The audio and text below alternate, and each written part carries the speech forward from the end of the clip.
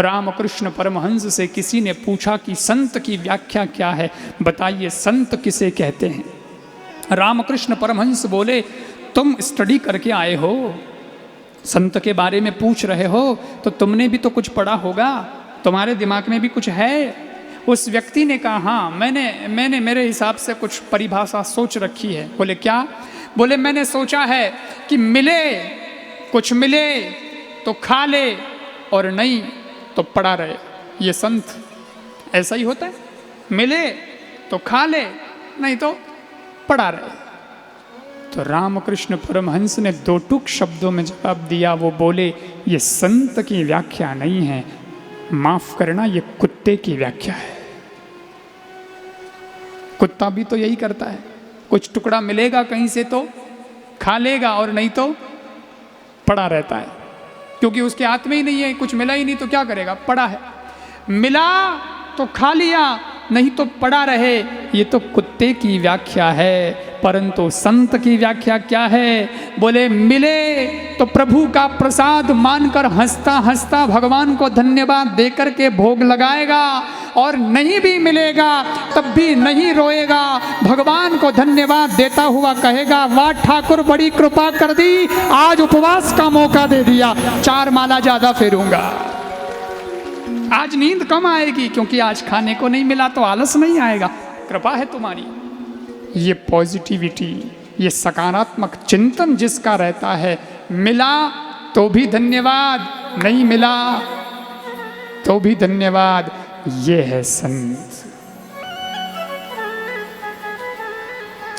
हर हाल में खुशहाल रहना कोई हमसे सीख ले। देखो संत कह रहा है, सुनना, हर हाल में खुशहाल रहना कोई हमसे सीख ले, सब में रहकर अलग रहना कोई हमसे सीख ले, झंझटों से भाग जाना चाहे जिससे सीख लो, झंझटों में रह के बचना कोई हमसे सीख ले, औरों की आंखों में आने के लिए सब सज रहे, आंख अपनी में समाना कोई हमसे सीख ले, आंख गैरों से लगाना तो बच्चा जानता है, पर आंख खुद ही से लगाना कोई हमसे सीख ले, औरों की आंखों में आने के लिए सब सज रहे, पर औरों की आंखों में आने के लिए सब सज रहे, पर आंख खुद ही से लगाना कोई हमसे सीख ले, और सुख में सुखी दुख में दुखी रहना सभी नर जानते, सुख में सुखी दुख में दुखी रहना सभी नर जानते,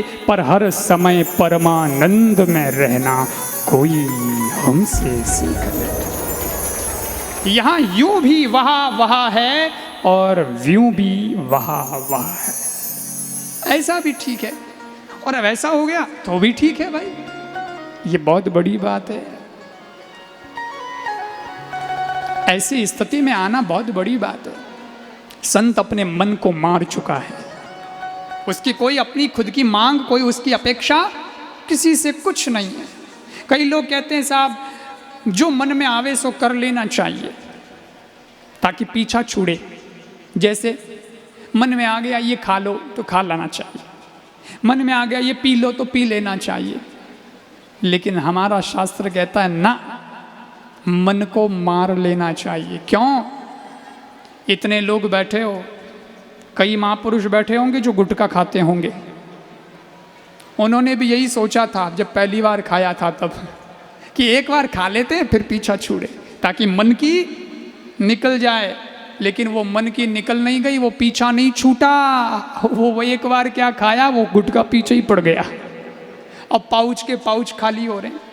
कुछ लोग कहते हैं महाराज एक बार जबरदस्ती कहीं गए थे तो पार्टी में किसी दोस्त ने हमें को 2 घूंट पिला दिया, अरे बोले पी ले, हमने भी सोचा चलो मन की निकाल लेते हैं, कभी नहीं पिया पी लेते हैं, 2 घूंट क्या पिया, अब बोतल की बोतल खाली करनी पड़ रही। इसका मतलब ये हुआ कि जो मन में आए सो करने से कभी बदलाव नहीं आ सकता, तो संत की तरह मन को संयमित रखने से ही परिवर्तन आ सकता है। इसलिए संत का जीवन बहुत प्रेरणादायी जीवन होता है। श्रीमद् भागवत महापुराण के 11वें स्कंद में लिखा है, सेवतो वर्षपूगान् में उर्वश्या अदरः सवम् न तृप्यत्यात्म भूकामो वह निर्याहुतिर्भिर्यथा।